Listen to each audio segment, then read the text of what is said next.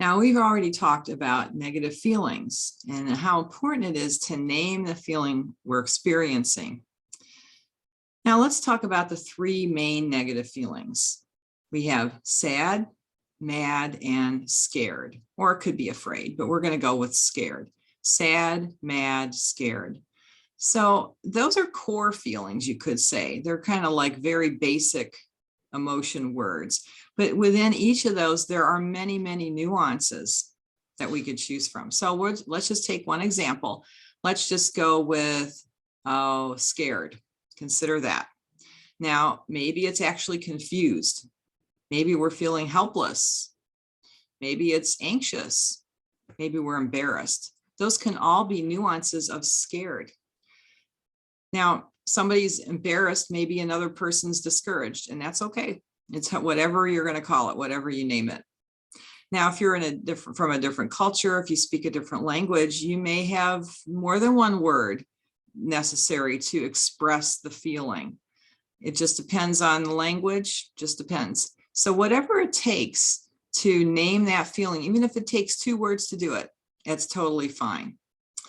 Now, how do you get started? Well, let's say you've got a situation.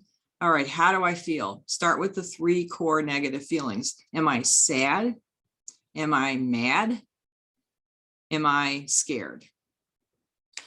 All right, and then name it more specifically if you can. Now, to give you some help, I'm giving you a link to the feelings wheel. Now, there are lots of these feelings wheels out there. Sorry, it's blurring. This one actually says sad, mad, and scared right here in the 3 negatives.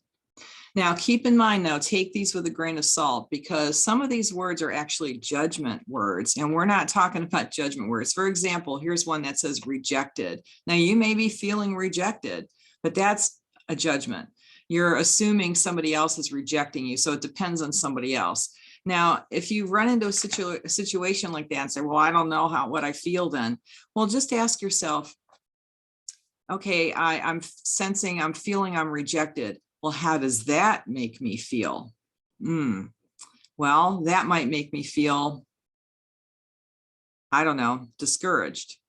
Maybe it's just angry. It could be anything, but we want to try to stay away from judgment words. We're going to talk about that later, so don't worry too much about it. Just name it. Name whatever it is. If it takes a couple words to do it, it's okay. So take a look at the feelings wheel, print it out if you want, and stay tuned for more.